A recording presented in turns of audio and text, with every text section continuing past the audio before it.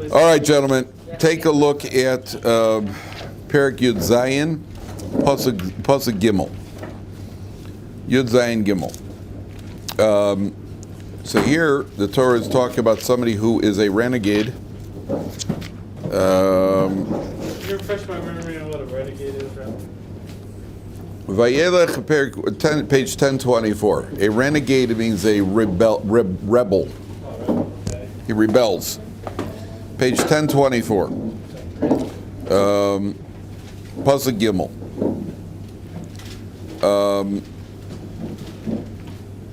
We'll start picking up from Pasuk Beis. Ki yimatzei b'kirbecha v'echad she'arecha, when there is found among you, she'Hashem Elokecha nosei lach, isha, a man or a woman, asher yaseh sarah b'nei Hashem Elokecha lavor briso. Somebody does, page 1024. Somebody does bad, evil. He transgresses God's covenant. There's one Aveira which is regarded as a transgression of the covenant, which is Avodah Zarah. Page 1024. So what does he do? Vayelech, he goes, Vayavod Elohim Acherim. He goes and worships a foreign god.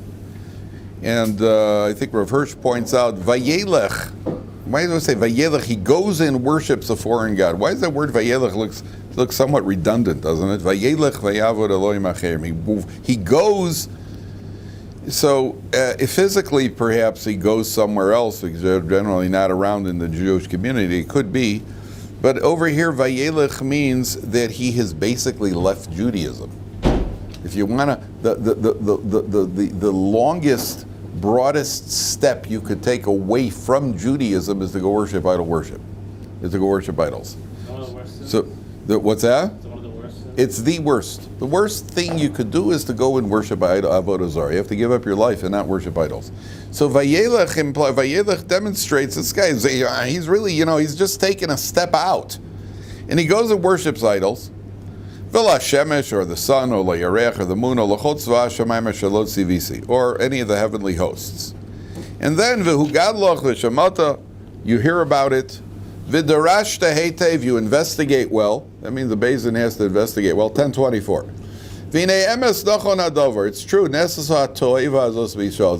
abominable act took place. The guy went and the ultimate act of abomination, he went and he worshipped idols. So what do you do? Pay attention carefully now. This is the one we want to get to.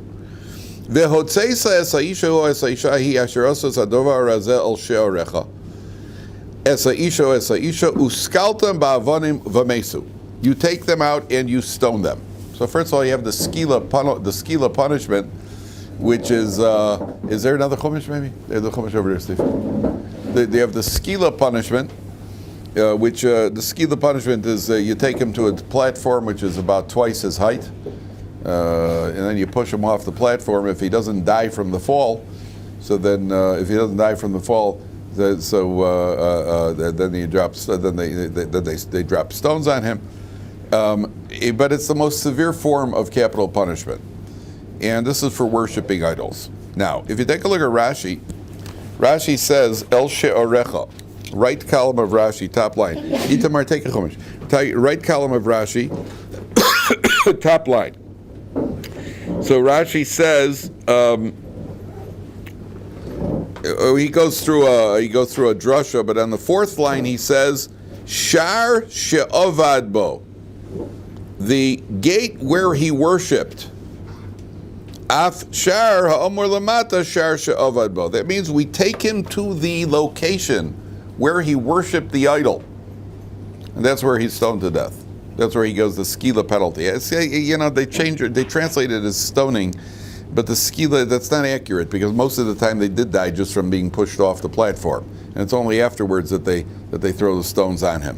But that's if he didn't die from the fall. Be that as it may, they take him to the place where he worshipped the idols. Number one. Number two, you'll notice that take a look at the next post. So we're going to come back to that in a second. Keep that in mind. It says, Al pi shnayim eidim o shlosha eidim yumas hameis. He's executed by 2 or 3 people. Lo yumas al pi eid, not by. You need at least 2 witnesses to execute him, not 1 witness. And then in Pasuk Zayin, 6 lines from the top, it says, Yada eidim tuyabo barishon ala miso. The witnesses themselves are the executioners. They push him off the platform. V'yad kol ha'am ba'achrona, if he doesn't die from the fall, then everybody else gets involved. Ubiyarta Rabbi kirbecha, you shall eradicate the evil from your midst. So there's a problem that when you see something negative, it has an effect on you. I was in prison. Not in prison, not incarcerated. I was in prison to give a share. I was actually in prison twice, where I was incarcerated. I was actually incarcerated because when I was 17, a couple of guys, me and a couple of friends, we went out to play tennis instead of going to class. That's not why we got incarcerated. That wasn't the punishment. But we were crossing Touhy Avenue in Chicago. So, you know, sometimes you walk to the middle of the street and you wait for traffic to pass in both directions. So then we ran across the second side, and as we crossed, there was a cop, a Skokie cop. They were notoriously anti-Semitic. And as we get across, we come across, he says, "You guys almost caused an accident," because there was a truck that was coming. He said the truck had to slam on its brakes, which was not true, because I wouldn't be running in front of trucks that have to slam on their brakes. I wouldn't cut it that close. So we went across, and he calls us into this cop car. He says, "Okay, all three of you get in the car." So we figure, okay, he's going to give us a Musar Shmuz and let us go. And he starts reading. He pulls down his code book. The cops have a code book, excuse me. He pulls down his code book. He says, "Yeah, that's a violation of a 1094. And he says, then he pulls down his walkie-talkie, and he says, "I got 3 male youths between the ages of 16 and 20, violation 1094, request backup." We're like, "Oh man, what?" And the next thing you know, another cop car pulls up behind us, you know, and he drives us down to the Skokie police station, and they put us into the state. So of course, you know, Mike's dad wasn't home, and Ricky's dad is out. So I got to call my father. You know, I was elected. "Hi, Daddy. You know, I'm with Mike and Ricky. We kind of got arrested." He goes, "What?" You know, because he's in the middle of reading the Wall Street Journal. He didn't care if I was arrested. He just didn't want to have to interrupt himself to have to come. So they came and posted bond, and we left. So I was actually incarcerated. Yeah, there it is. I was incarcerated. So I was in a prison here in Israel. They ran a program for Bali Chuvas in prison here, and they went to the they're running a program. They're making Bali, and they actually did. The guy, I remember, because this was a maximum security prison, and the guy who took me down there, this is many years ago. I was still in Kolol at the time. And the guy who took me down there told me that they were doing follow-up statistics. I said to the guy, because they had a rule in the prison, if you became a Baal Tshuva in prison, so they would actually release you early. So I said, well, anybody who put on a yarmulke to get out. He said, no, they've done follow-up. The recidivism rate was 88%. Recidivism means that anybody gets out of prison ends up back in prison. So 88% of the people that got out, and the guys who became Bali Tshuva had a 6% recidivism rate. So even they decided that it's worthwhile to invest in this. So I remember walking into the prison, and these guys were hard. I mean, you're talking about violent crime, murderers, armed robbers, rapists, the whole thing. And here in Israel. There was one frum guy. I remember I gave the talk. There were two FFBs in prison. One was a very frum-looking older man from Mea Shearim with a long beard. And every time I quoted a Gemara, he was in the corner going like this, quoting the Gemara with me. So I went up to him afterwards. I said, "Why are you here?" He goes, "Oh yeah, I forgot to pay my taxes." Yeah, he forgot to pay his taxes, right? That's why he was in prison. Then there was a young guy with a knitted yarmulke who was actually more militant Zionistic, who was in prison because he got his hands on a rifle and he said he was looking for Arabs. So they put him in prison. And the rest of the guys were criminals with no assets. So we're sitting there, and I want to tell you something. We're sitting there in the prison, and at a certain point, I was talking to this guy. I was talking to this guy who brought me down there, and I say we go into the lunchroom. There's a little old man, and he's cleaning the tables in the lunchroom. He's like on the, he's cleaning the tables. I said to him, "What's this guy doing in prison?" A nice, sweet little man, looked like the candy man in Shul. Little old man. I said, "What's he doing here?" He said, he killed his wife. He murdered his wife. I said, "Really?" Yeah. He said, no, he didn't say he murdered. He said, he became a widower the do-it-yourself way. That's what he said. He said he became a widower the do-it-yourself way. He cooked his wife. Yeah, he didn't elaborate, and I didn't ask for an elaboration. Now, why am I telling you this? Because when you see it, it has an effect on you. That means if I say to you, a murderer, what do you think of as a murderer? Murder, some gruesome-looking guy, like Manson, right? You look at some gruesome-looking guy, that's what you think of a murderer. And here's a nice, sweet guy, and all of a sudden, murder isn't so bad. And you just think, oh, he's a murderer. Just the candy man murdered somebody. He had a bad day. It reduces, it has an effect on you. The Torah is very concerned about that. So the Torah says that, number one, the first thing we do is take him to the location where he worshiped the idols. Why? Because that'll drive home the message to everybody else. To him, he's going to be dead.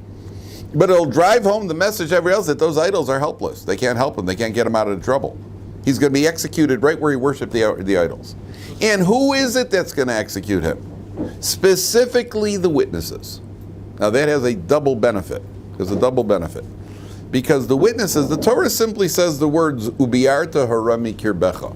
Ubiarta harami kirbecha means you got to remove the evil from your midst. Now the plain meaning is, get rid of these sinners. We can't have idol worship in the Jewish people. But at a deeper level, it means you, those who have seen it, it's had a negative effect on you. The witnesses who've seen him worship idols, it has a negative effect. And therefore the Torah says, we have to do something to eradicate the negative effect on you. And the best medicine, the treatment for the witnesses to cure themselves of whatever negative effect is, they carry out the execution. Because they themselves, by executing this guy, see, idol worship, crime doesn't pay, as they say. Crime doesn't pay. They have to do something in order to actively remove that negative effect. And therefore, they're the first ones, they're the ones who are involved, number one. There's another reason, by the way. The other reason is, let's say you're false witnesses. There's somebody that I don't like. So me and him, we go and we testify this guy worshipped idols. We want to get him out of here. We want to take this guy out of circulation. I'm willing to lie. I may be willing to lie. I'm not willing to kill. If witnesses know you're the ones who are going to carry out the execution, then it's different. I might be willing to lie, and then this guy's going to get the electric chair. Well, I didn't do nothing. All I did was testify against the guy, and he got in trouble. But once you know that you're the one who actively has to pull the switch, then you're going to be a little bit more hesitant. So it has a double benefit. It has the benefit of, number one, that it prevents you from being contaminated by this impure behavior of idol worship, because you saw it. By the way, this is what happens if you ever see a car driving on Shabbos. If you see a car driving on Shabbos, if it's a non-Jew driving on Shabbos, that's fine. But if you see a Jew breaking Shabbos, it has a negative effect on us. Even though there was a Hasidic Rebbe who every time he saw a car in Israel, the Hasidic Rebbe, who every time he saw a car driving in Israel on Shabbos, he would say, Mazel Tov. So he said, why are you saying Mazel Tov? He says, well, if a Jew driving on Shabbos, they must be driving to the hospital on Shabbos so his wife could have a baby. Mazel Tov. What if you saw a van? I guess it's a group birth. Right? And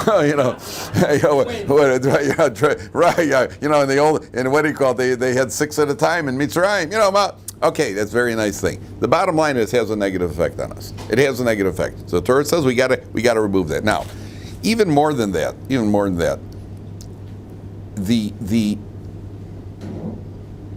I once read a study years ago. I don't know, the things have probably changed by now because nobody watches TV anymore.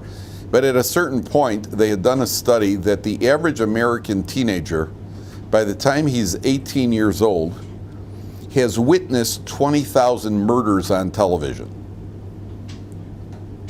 Right? Now, okay, they're only acting, and it's only Batman, and it's only, but at the end of the day, it has an effect on you. Pow, zap, whap, it has an effect. When I was growing up, did you guys ever see the Three Stooges? I don't know if you okay. So when I was growing up, the Three Stooges, my brothers and I would watch the Three Stooges. We were little kids. And my mother told me that every time we'd watch it, she didn't like when we watched the Three Stooges, because as soon as the Three Stooges was over, then we'd have a pillow fight. We'd be clobbering each other and banging each other around, that sort of thing, because it has an effect on you. And it has an effect. You're seeing violence on TV. You're seeing filth. Whether, again, it could be on the electronic media, it could be on the internet or whatever it is. This stuff has an effect. This stuff has an effect on us. I know that there's MMA is very popular, right? Is that what it's called, MMA? Yeah. MMA, very popular. I saw it once. Saw MMA once. I'm watching this thing like, Mom said, we're back to the gladiators. I mean, these guys, MMA, mixed martial arts, where these guys are clobbering each other. They're basically killing each other. And you're watching it, and then, it's not like, hey, let's watch some MMA. Now let's go daven mincha. It's not the kind of thing that puts me into the mood let's do some chesed. It's more, it puts me into a pinchas mood, not into a chesed mood. It's not the sort of thing that makes a gentle spirit out of us. So everything we see, somebody asked the big Rav once, what about music? They have various forms of music. There's classical music, there's pop, there's rock, there's this, there's rap, which I don't know if we could call that music. So somebody asked the rabbi, what about music? So you know what he said? He said, what do you feel like after you've listening to it if you have to go daven? Right? Does it put you in a mood to daven? They could hear certain neshama music that really gets you, touches you at a certain level of your neshama and gets you, it inspires you to daven better. There's other music that you hear the music, I just want to go break a window. And let's go break a window. Then we'll daven mincha. We'll daven for a new window. So it has an effect. We're very much affected. Comes along the Torah, and the Torah says we have to be careful here. You have to be careful. You had something had a negative effect on you. Do you remember the Rodney King? Do you remember the Rodney King trial? Any of you were around 1991. I happened to be in America at the time. And in the Rodney King trial, where the cops in Los Angeles beat a guy up, if you remember what happened. They triggered off riots in the United States. So they put these cops on trial. And when you watch the video, I happened to be in the States in 1991. I was in Columbus, Ohio at the time, and they were showing it over and over on the news. I mean, these guys took the guy out of the car. They broke every bone in his body very, very, very, and very precisely and methodically. They just went around, did something with their baton. So they had a trial. They put the cops on trial. It was brilliant. They showed the video to the jury of what happened, what the cops were doing. They showed it 104 times during the trial. That was part of the defense strategy, was to show the video 100 times. You know why? Yeah, exactly correct. You see it the first time, you're like, by the time you see it the 20th time, you're like, yeah. Somebody passed me a candy bar, will you? Wow, that's something, And you're watching them smash, break his bones. It doesn't affect you anymore because you've seen it so many times. And that's what we're concerned with in Torah. That you see it, it's going to have some effect. That's exactly the word. It desensitizes us. And a person has to know that it's very, very important to not get desensitized. And the Torah says, these guys may have become desensitized. They saw somebody worshiping idols. So they are the ones who have to carry it out. Okay. Now, I want to show you something. This is what do you call it? Take a look at Pasuk Ches. A remarkable pshat from, I think, the Rameir Shapiro of Lublin. Page 1026. This is a different subject. Ki polei mimcha davar lamishpat. When something, how does the article translate it? When a matter of judgment is hidden from you. Now, we're talking to a court. We're talking to a Beis Din. You have a court, the local dayanim, who are halachic experts, yet something may be beyond them. Ki yipolei mimcha davar lamishpat, bein dam ledam, whether it has to do with various forms of blood, because there are certain types of blood that render a woman tameh. There are certain types of blood, if a woman gives birth, that she's still tahor, and they don't know. Bein din ledin, between one law and another law, they don't know. Uve nega lanega, various afflictions when it comes to tzaras. Divrei rivos misharecha. Vekamta ve'alisa el hamakom asher yivchar Hashem l'kecha bo. You should go to the place which Hashem has chosen, which is the base of Mikdash. And then you go to the judges. Ubasa el hakohanim elavim ve'lashofet asher yeh b'yamim ahem. You go to the judges. V'darashta ve'higidu l'cha izvar mishad. You consult with them, with the Sanhedrin in Yerushalayim. That means a local judge or local court may actually get to a point where they don't know the halacha. They don't know the halacha. So what do? You go up to the base of Mikdash. There were three courts at the Temple Mount, and you went from one to the other, and the ultimate was the court of 71, the Sanhedrin that sat in the Lishkas Hagazis, the chamber of hewn stone. So you went to the base of Mikdash. Okay. So first of all, the Torah is teaching you, you know what? There's nothing wrong with saying I don't know. Nothing wrong with saying I don't know. If you look at the words in the pasuk says, "V'kamta ve'alisa," get up and you will go up. Sometimes people think that to say "I don't know" or to say it's beyond me. People think that reduces your stature. To the contrary, that's an aliyah for you. That raises you, it elevates you. I remember going once to a doctor. I had a bad infection, and the doctor had to give me a medicine for this infection. And he called up. He said he's not sure which medicine to give me, so he called up a guy who was one of these experts on infections to find out which medicine he should give me. I was thrilled. A doctor who could say, I don't know. That's terrific. I trust the guy. Because then when he says he does know, so chances are I'll survive it. Right? But if he says, I don't know, instead of they has to know everything, you can be willing. You don't know. You don't know. Who says we have to know everything? I don't know. I don't know is an answer also. I don't know is a proper response. So number one, if they Beis Din, even a Beis Din, your local Beis Din, your local Beis Din doesn't know. Your rabbi may not have all the answers. So he calls a bigger rabbi. They used to say in America in 1960, if you became a Rav, to become a rabbi in America in the 60s, you needed two things. You needed smicha, and you needed Reb Moshe Feinstein's phone number.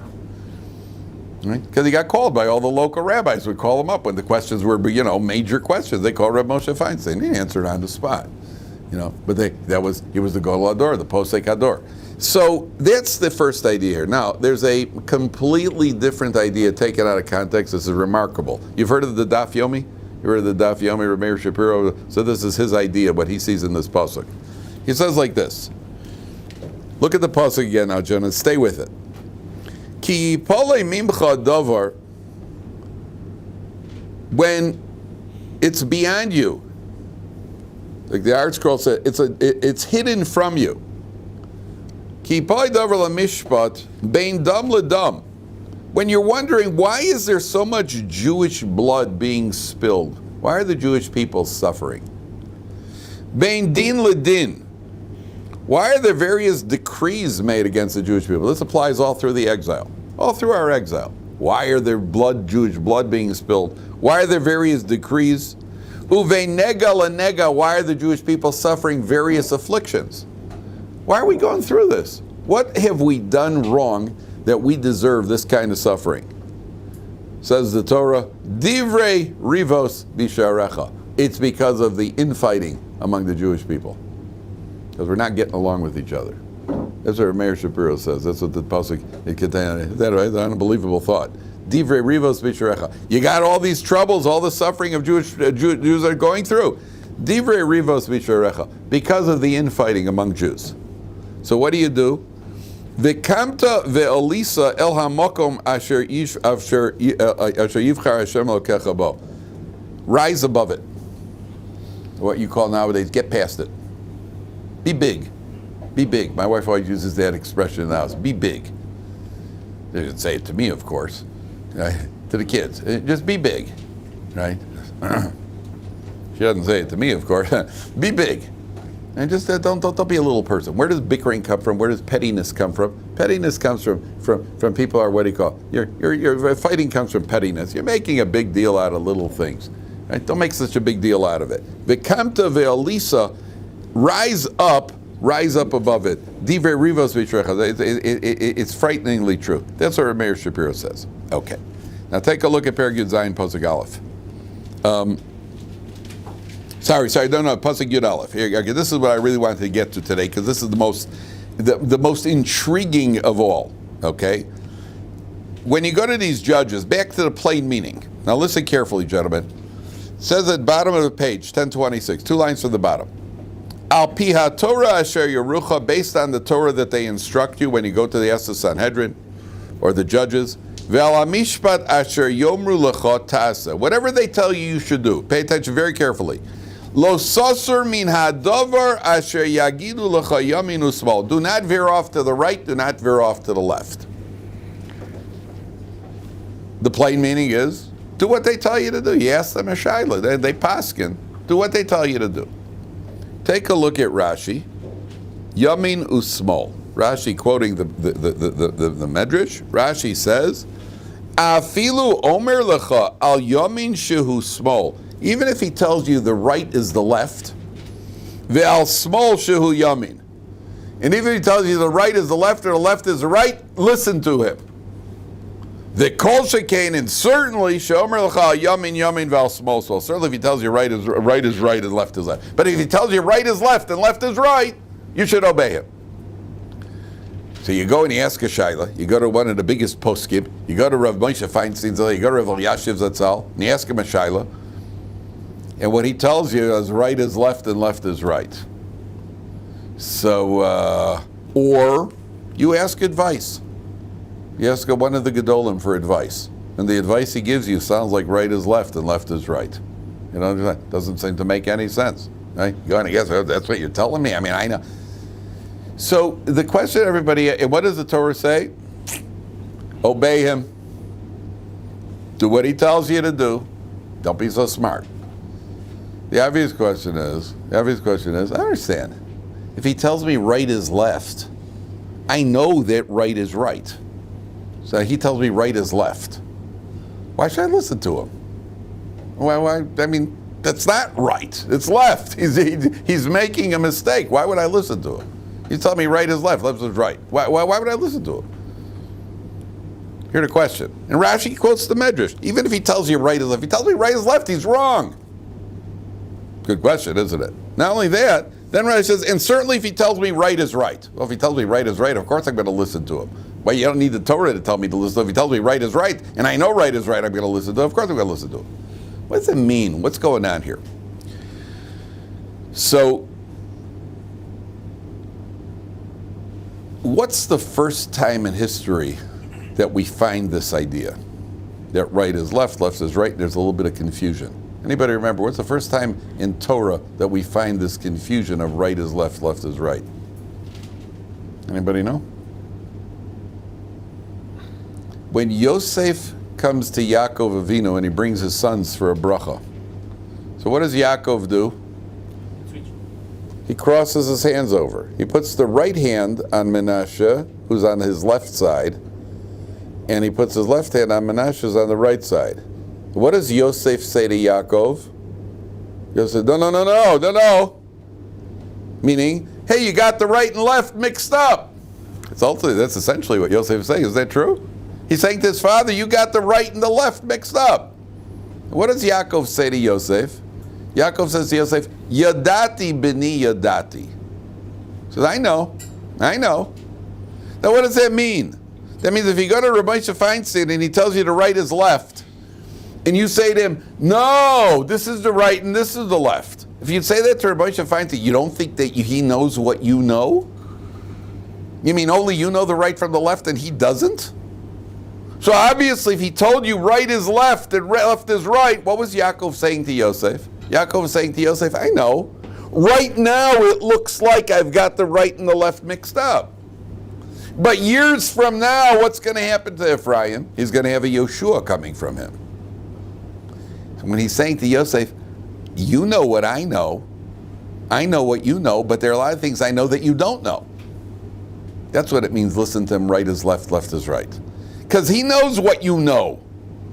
He knows what you know. If you know that the right is not the left and the left isn't the right, he knows that also. Isn't that true? Yeah, it's very true. But he also knows what you don't know. He knows things that you don't know. And he knows that right now it looks like it's not correct. But what's going to be years from now? Years from now there's going to be Yeshua coming from him, which I can see with Ruach HaKodesh and you can't see. And therefore my right hand goes on the left side. And not on the right side the way you think. That's the first time we find it in history. And then later on, further down in history, where there were Gedolei Yisrael who said things that people didn't understand what they're talking about. Because what are you talking about? And in the end, it turns out that everything they were correct. Because they've got the vision of Torah that other people don't have. They see further than other people can see. Whether it's with Ruach HaKodesh or whether it's just pure logic. You know, a guy's playing chess. These chess masters and grandmasters. These guys could look at a chessboard and they could tell you what the chessboard is going to look like in another 17 moves.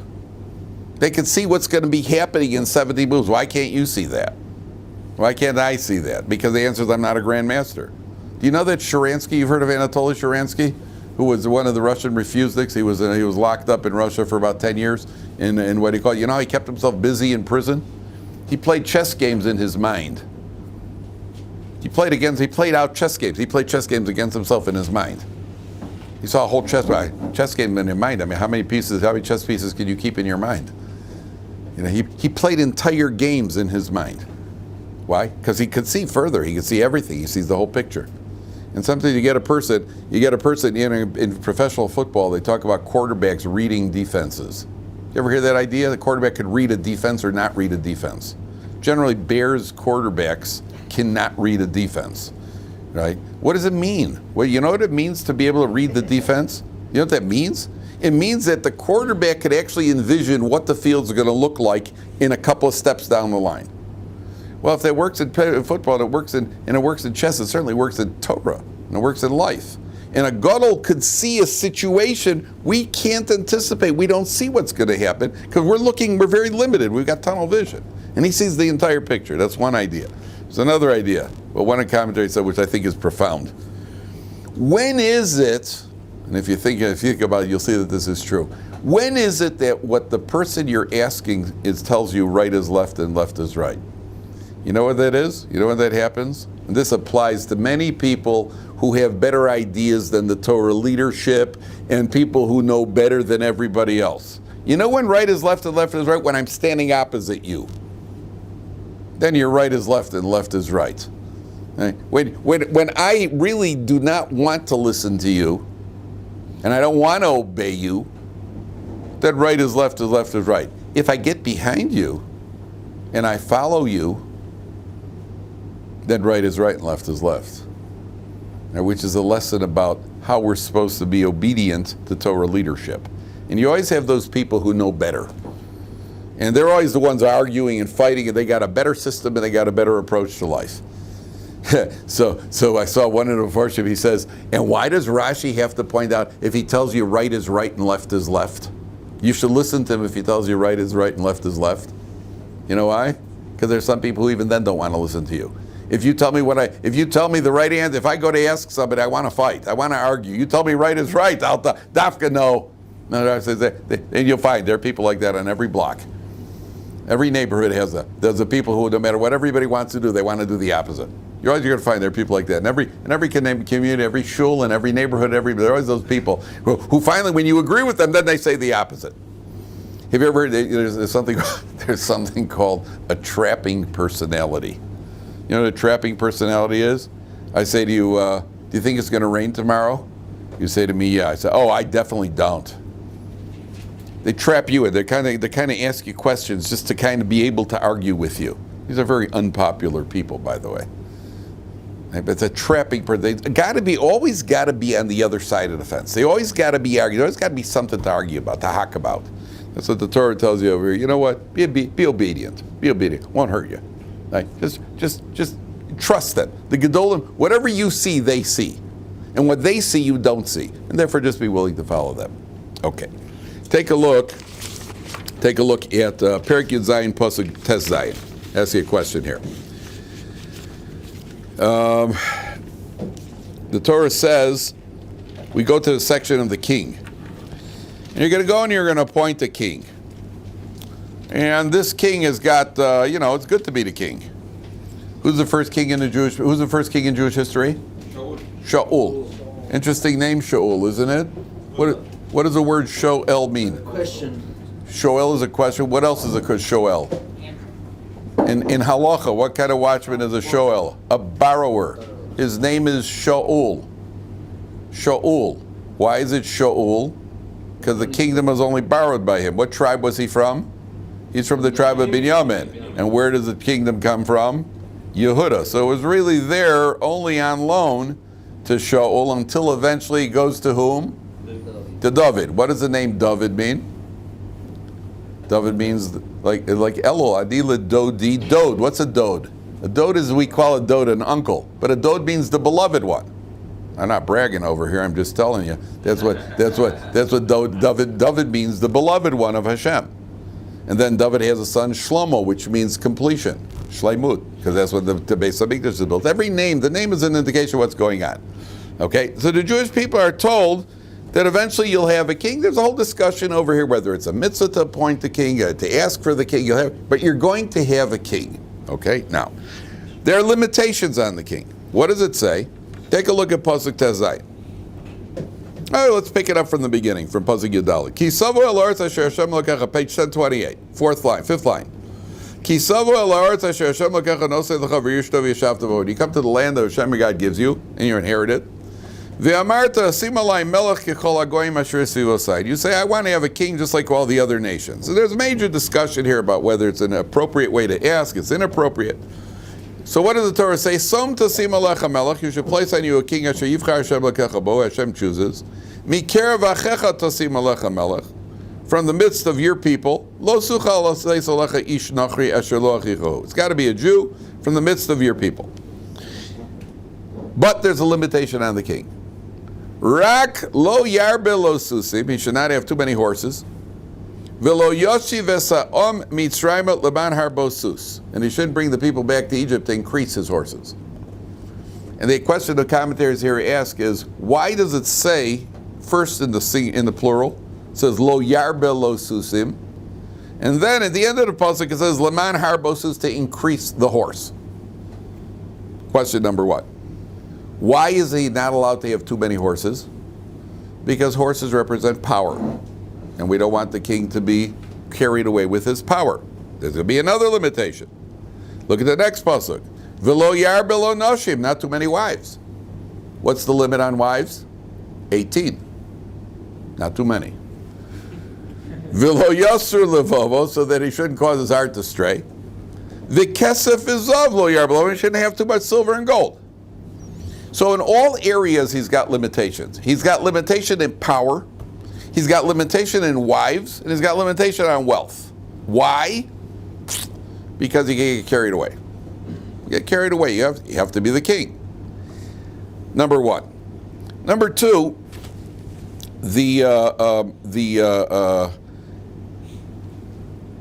why does it say he shouldn't have too many horses?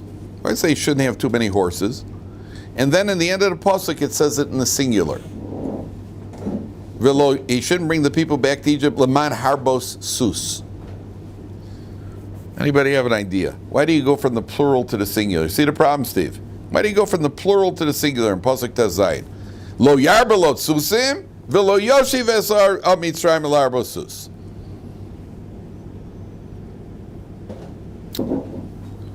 Why the change from plural to singular? So, anybody got an idea? I'll tell you what one of the Mepharshim says, because this really carries over not just to kings, it carries over to all of us. You have two possibilities over here. Possibility number one is the king's got limitation. Well, let's say the king has hit the limit. Let's say 100 horses is the limit. Are you going to break the law to have one more horse? No, probably not. It's not worth it. It's not worth going to prison for one horse, right? It's like if there's a law in the land, if you steal $1, you go to prison. You go to prison, and if you steal $1,000, you go to prison. And they're both the same sentence. If you steal $1, you go to prison for 10 years. If you steal $1,000, you also go to prison for 10 years. If you're going to steal, how much are you going to steal? I'll steal 1,000. I'm not going to prison I'm not going to 10 years for $1. If I go, I'll go for $1,000, not for $1. I'm not going to steal, right? You know, if I'm already going to do it, I may as well. My son told me he had a friend who used to go on Fridays in Israel. He'd go from you go to these shops, these snack shops, and people are buying sunflower seeds and pistachios and all the cashews. You got these crowds of people buying the stuff on Fridays, especially if you go to Gula, they're buying the, right? So he said my son told me he had a friend, a not so righteous friend, who used to go stand with the crowd on Fridays, and kind of, he'd eat a couple of cashews here, a couple of pistachio nuts, then he'd go to the next shop with the crowd, and he'd help himself. And my son and I both had the same reaction. If you're going to go to Gehenna for stealing, it's a shame to go for cashews and pistachio nuts. If you're already going to go to Gehenna for stealing, rob a bank, man. Because in halacha, you steal cashews or you rob a bank, it's all the same thing. If you're already going to go, you're already going to burn, you may as well burn, have a good time here. But cashews, that's it. You understand? So the king, we're not worried about him messing up for one horse. What we are worried about, well, let's say there's all of a sudden like he has an opportunity to get a lot of horses. Oh, there's a temptation. But you know what's going to happen?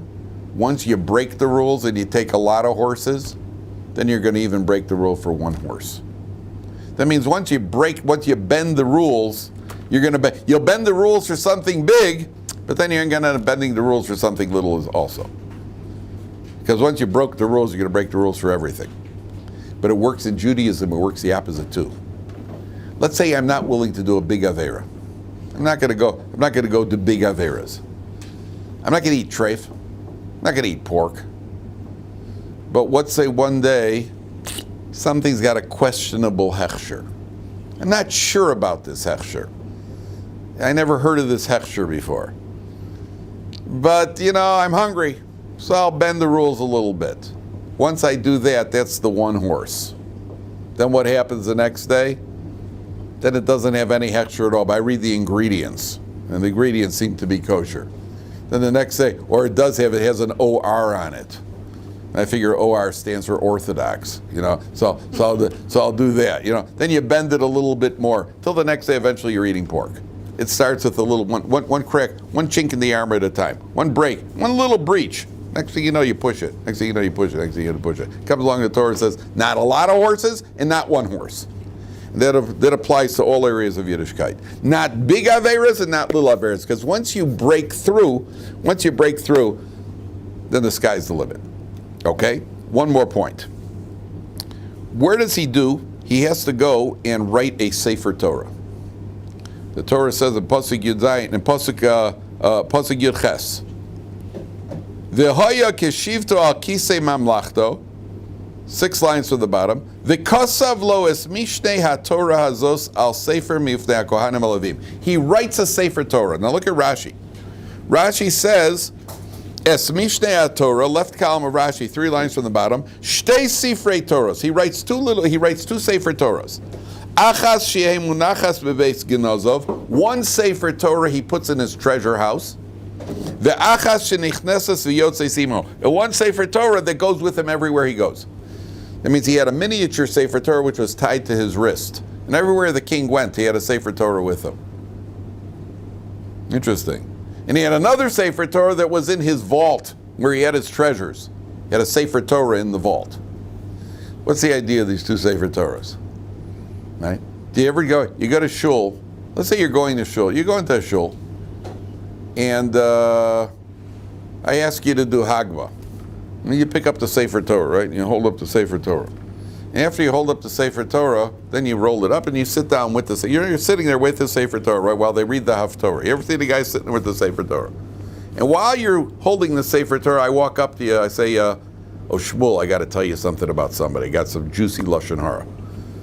You're holding a Sefer Torah. Would you listen? Yes. Depends how juicy, right? Yeah. Most people or I got a really stupid joke to tell you. Right? Or an off-color joke to tell you. Would you listen to it while you're holding a Sefer Torah? No. Most people, not now. Tell me outside. Tell me outside the shul. Then I'll listen to anything. Right? Right? Not wow. It invokes a certain respect. The king is walking around with the Sefer Torah everywhere he goes.